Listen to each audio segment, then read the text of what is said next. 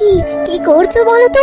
তুমি আর এত কেশো না, এত বেশি বেশি কাশলে তো তোমার মুখ দিয়ে রক্ত উঠে আসবে গো। কাশি, তুমি যে কি বলো না বউ, কাশি উঠলে আবার আটকানো যায় নাকি? আমার যে মরণ কাশি হয়েছে বউ, এই কাশি থেকে যে আমার আর কোনো কিছুতেই নিস্তার নেই। দাঁড়াও, আমি দেখছি কাশি আটকানোর জন্য কি করা যায়। রত্না, রত্না, মা রত্না, একটু একটু গরম জল করে আনতো মা। কেন গো, গরম জল দিয়ে কি হবে? ওই গরম জল একটু কুলকুচি করো, তারপর দেখবে তুমি একটু আরাম পাবে। তখনই রঘুর মেয়ে রত্না গরম জলের গ্লাস হাতে করে সেখানে চলে আসে। এই না বাবা, দেরি না করে এক্ষুনি গরম জল দিয়ে কুলকুচি করে নাও তো।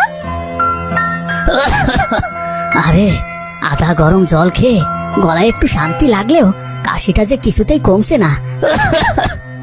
কি বলছো কি বাবা? আমার যখন কাশি হয় মা তো আমায় এভাবে আদা জল গরম করে খাওয়ালে আমার কাশি দিব্যি সেরে যায়, কিন্তু তোমার কাশিটা কেন কমছে না বলো তো? পাগলি মেয়ে আমার, তোর কাশি আর আমার কাশি কি এক হলো নাকি? তোরা জানিস না গায়ে এক মরণ ব্যাধি রোগ দেখা দিয়েছে, আর আমার কাশি সেই রোগেরই লক্ষণ, বুঝলি এবার? ওভাবে বলো না বাবা, আমরা তোমার কিছু হতে দেব না, দেখবে তুমি দিব্যি সুস্থ হয়ে যাবে। আমি কবে সুস্থ হব না হব তার কোনো ঠিক নেই, তবে তবে আমি সুস্থ না হওয়া পর্যন্ত তোরা কি না খেয়ে থাকবি নাকি? হ্যাঁ গো রত্নার মা, তুমি কি করে কি রান্না করছো বলো তো আমায়? কি করে আর রান্না করব বলো, ওই তো রোজ বাগান থেকে কিছু শাক লতা পাতা তুলে রান্না করি। হায় পোড়া কপাল আমার, মেয়েটা তো আমার একদম শাক পাতা খেতে পারে না বউ। শাক পাতা রান্না না করে কি করি বলো তো?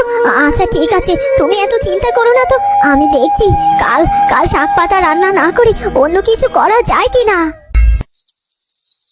পরদিন সকালে, মা রত্না, আমি আজ একটু জঙ্গলে যাচ্ছি রে মা, কিছু দেখি, কিছু শাক লতা পাতা পাই কিনা।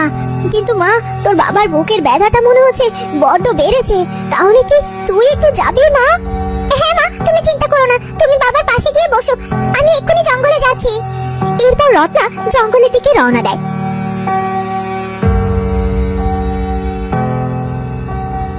আর সে জঙ্গলের ভেতর গিয়ে অনেক সময় ঘোরাঘুরি করে। না, আমি তো সেরকম কিছুই খুঁজে পাচ্ছি না। আর কি জঙ্গলের ভেতরে যাওয়াটা আমার ঠিক হবে?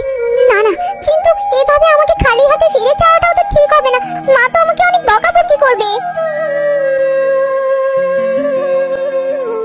তখনই রত্না দেখতে পায় বাঁশঝাড়ের কাছে কিছু কিছু কচি কচি বাঁশ মুখ উঁচিয়ে রয়েছে। বাহ, ওগুলো মনে হচ্ছে বাঁশকরল। বাঁশকরলগুলো তো দেখতে অনেক সুন্দর। আচ্ছা, এই বাঁশকরল কি রান্না করে খাওয়া যায় না নাকি? হ্যাঁ হ্যাঁ, যেতেই পারে। আমি বরং এক কাজ করি, আমি এই বাঁশকরলগুলো তুলে বাড়িতে নিয়ে যাই, তারপর মাকে বলবো আজকে এই বাঁশকরলগুলো রান্না করতে। এরপর রত্না তাই করে, সে বাঁশকরলগুলো তুলে নিয়ে বাড়িতে চলে যায়।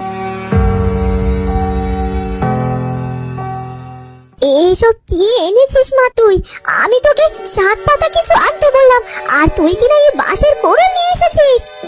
হ্যাঁ মা, এই বাঁশকরলগুলো রান্না করো, আমার মনে হয় এই বাঁশকরলগুলো রান্না করে খাওয়া যাবে। জানো মা, আজ না আমি জঙ্গলে সেরকম কোনো শাক পাতা কিছুই পাইনি, আর রোজ রোজ ওসব শাক পাতা খেতে আমার একদম ইচ্ছে করে না। কিন্তু আমি তো এই বাঁশকরল কখনো রান্না করিনি রে মা, তাছাড়া তোর বাবার শরীরটা আরো খারাপ করেছে, আর তাছাড়া তার যে অবস্থা, তার পাশে থেকে তো আমি সরতেও পারছি না। মা, তুই কি একটু এটা রান্না করতে পারবি? না না মা, তোমাকে বাবার পাশ থেকে একদম সরতে হবে না, তুমি গিয়ে বাবার পাশে বসো, আমি এই বাঁশকরলটাকে দেখি রান্না করা যায় কিনা। এই কথা বলে রত্না ঘরে চলে যায়, আর সে বাঁশকরল রান্না করে নিয়ে তার বাবা মাকে খেতে দেয়। তোর বাবা একই অসুস্থ মানুষ, তাকে আবার এই অদ্ভুত নতুন খাবার খাওয়ালে কিছু আবার হয়ে যাবে না তো? কি বলছো কি মা, বাঁশকরল খেলে আবার কি হবে? তুমি এত ভয় পেও না তো, দাও আমি বাবাকে খাইয়ে দিচ্ছি। এরপর রত্না তার অসুস্থ বাবাকে সেই বাঁশকরল রান্না করে খাওয়ায়, আর অমনি তার বাবা কাশিটা যেন অনেক কমে যায়। এ কি রে মা, তুই এটা আমায় কি খাওয়ালি? দেখলি তো মা, আমি যে ভয়টা পাচ্ছিলাম ঠিক সেটাই হলো। তোর বাবার হয়তো কোনো সমস্যা হয়েছে, তোকে কতবার বললাম তোর বাবাকে এসব ছাইপাশ খাওয়াস না, তাও তুই ওকে সেটাই খাওয়ালি। কি বলছো কি বউ, যেটা খেয়ে আমি সুস্থ হয়ে গেলাম আর তুমি আমাকে সেটা খাওয়াতে বারণ করছো? এই দেখো, এই বাঁশকরলের তরকারিটা খাওয়ার সাথে সাথে আমি কেমন সুস্থ হয়ে গেছি, আমার সব কাশিও দূর হয়ে গেছে। কি বলছো কি বাবা, সত্যি তোমার বাঁশকরল খাওয়ার সাথে সাথে অসুস্থতা দূর হয়ে গেছে? তার মানে তোমার আর এই পুরো গায়ের লোকেদের যে রোগ হয়েছে সেটির একমাত্র ওষুধ হলো বাঁশকরল। আমার তো এখন তাই মনে হচ্ছে রে মা, শুধু তোমার এই বাসকরল খাওয়ালে চলবে না, পুরো গায়ে যারা অসুস্থ আছে তাদের সবাইকে এটা খাইয়ে সুস্থ করে তুলতে হবে। কিন্তু কেউ জেনে না জেনে কি এই বাঁশকরল খেতে চাইবে? তাহলে চলো আমরা এক কাজ করি, আমরা মোড়ল মশাইকে গিয়ে বলি, তিনি যদি বিশ্বাস করেন তবে পুরো গায়ের লোককে তিনি বিশ্বাস করাতে পারবে যে বাসকরল খেয়ে ওই মরণ ব্যাধির রোগ থেকে মুক্ত হওয়া যায়। ঠিক আছে মা, আমরা কালই মোড়লের কাছে যাব। পরদিন সকালে রত্না আর তার বাবা মা মোড়লের কাছে যায়। রঘু, তুই আর তোর মেয়ে সকাল সকাল এসব কি আজে বাজে বকছিস বলতো? যেখানে আমি এত বুদ্ধি কবিরাজ বেটেও এই রোগের কোনো নাম আর ঔষধও বের করতে পারছি না, আর তোরা কিনা বাঁশকরল খেয়ে সে রোগের সমাধান করে ফেললি। আপনি দয়া করে একবার আমাদের বিশ্বাস করে দেখুন না, দেখুন না মোড়ল মশাই, আমি নিজে প্রমাণিত। গিন্নিমা তো বেশ কয়েকদিন ধরেই এই রোগে ভুগছেন। আপনি দয়া করে তাকে একবার বাঁশকরল রান্না করে খাওয়ান, দেখবেন তিনি সুস্থ হয়ে উঠবেন। না না, আমি তোদের মতো অশিক্ষিত মানুষের কথা শুনে আমার গিন্নিকে ওসব আজে বাজে জিনিস খাওয়াতে পারবো না। তার চেয়ে বরং আমি শহর থেকে ডাক্তার আনাচ্ছি, সে ডাক্তার এসেই আমার গিন্নির চিকিৎসা করবে। চলো বাবা, মোড়ল মশাইকে বুঝে আর কোনো কাজ নেই। এরপর রঘু ও তার মেয়ে রত্না সেখান থেকে বাড়িতে ফিরে যায়। তারপর রত্নাদের বাড়িতে পাশের বাড়ি থেকে একজন মহিলা এসে বলে, বৌদি তোমাদের বাড়িতে একটু তরকারি হবে তো? আসলে হয়েছে কি, আমার বাড়িতে ভর দুপুরে হঠাৎ একজন অতিথি চলে এসেছে, আর তোমার দাদাও অসুস্থ হয়। আমাদের ঘরে চাল ডাল নুন তেল কিছুটি নেই গো, তাই তো এখন আমাদের অতিথি আপ্যায়ন করার মতো কোনো অবস্থাও নেই। কিন্তু ভর দুপুরবেলা তো তাকে আহার না করে বাড়ি থেকে যেতে দেওয়া যায় না, তাই না? না না দিদি, তুমি একদম ঠিকই বলেছো। আহার না করিয়ে কি কোনো অতিথিকে যেতে দেওয়া যায় নাকি? দাঁড়াও, আমি তোমায় একটু তরকারি এনে দিচ্ছি। এরপর রঘুর স্ত্রী ঘর থেকে একটা বাটিতে করে বাঁশকরলের খানিকটা তরকারি এনে সেই মহিলাটিকে দেয়। মহিলা তরকারিটুকু নিয়ে সেখান থেকে চলে যায়। সে দিন কেটে যায়।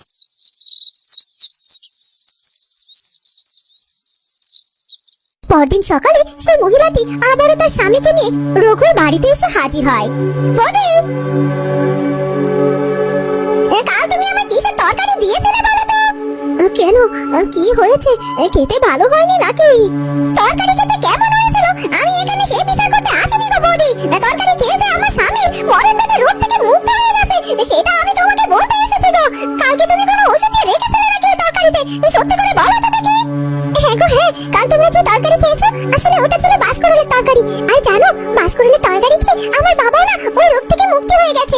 দেখলে বাবা, দেখলে আবারও প্রমাণ হয়ে গেল যে বাঁশকরল খেলে ওই রোগ থেকে মুক্তি পাওয়া যায়। কিন্তু কেন যে কাল মোড়ল মশাই এই কথাটা বিশ্বাস করতে চাইলো না কে জানে?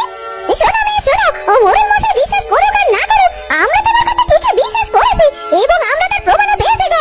তাই বলছি, তুমি যদি পুরো গায়ের লোককে ওই রোগ থেকে মুক্ত করতে চাও তবে একটা বাঁশকরল ভোজের আয়োজন করো গো, যেখানে পুরো গায়ের লোককে বাঁশকরল খাওয়ার দাওয়াত দেওয়া হবে। আর এভাবে আমাদের পুরো গায়ের লোককে ওই রোগের হাত থেকে মুক্ত করা যাবে।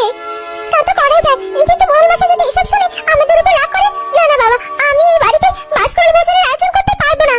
মারে, তাহলে এক কাজ কর, তুই জঙ্গলে ভাষারে যেখান থেকে বাঁশকরল এনেছিলি সেখানে বাঁশকরল ভোজের আয়োজন কর। তাহলে মোড়ল মশাইও জানতে পারবে না, আর গ্রামের সকলকে বাঁশকরল ভোজন করিয়ে রোগ থেকে মুক্ত করাও যাবে। হ্যাঁ বাবা, তুমি একদম ঠিকই বলেছো। তবে আমি ট্রাই করছি। তবে কালই আমি জঙ্গলে বাঁশকরল ভোজনের আয়োজন করব। তোমরা গ্রামের লোককে খবর পৌঁছে দেওয়ার ব্যবস্থা করো। পরদিন বাঁশকরল ভোজনের আয়োজনে গ্রামের অনেকেই আসে বাঁশকরল ভোজন করতে এবং একে একে অনেকেই সুস্থ হয়ে যায়। এই কথা মুহূর্তের মধ্যেই বাতাসের সাথে যেন পুরো গ্রামে ছড়িয়ে পড়ে। সব শুনে মোড়ল মশাই তার অসুস্থ গিন্নিকে সাথে করে সেখানে এসে হাজির হয়। মা রত্না, আমি তোমাদের কথা বিশ্বাস না করে ভুল করেছি। সবার কথা শুনে এখন আমার বিশ্বাস হয়েছে, তাই বলছি তুমি দয়া করে তোমার ওখান থেকে বাঁশকরল ভোজন করিয়ে আমার গিন্নিকে সুস্থ করে তোলো। হ্যাঁ মোড়ল মশাই, আমি এক্ষুনি গিন্নিমাকে বাঁশকরল খাইয়ে সুস্থ করার ব্যবস্থা করছি। এরপর সে বাঁশকরল ভোজন করে মোড়ল মশাইয়ের গিন্নিও সুস্থ হয়ে যায়। এভাবে বাঁশকরল ভোজনের ফলে বাদলাপুর গ্রাম থেকে সেই মরণ ব্যাধি রোগ নির্মূল হয়ে যায়। তো বন্ধুরা, কেমন লাগলো আমাদের আজকের গল্পটি?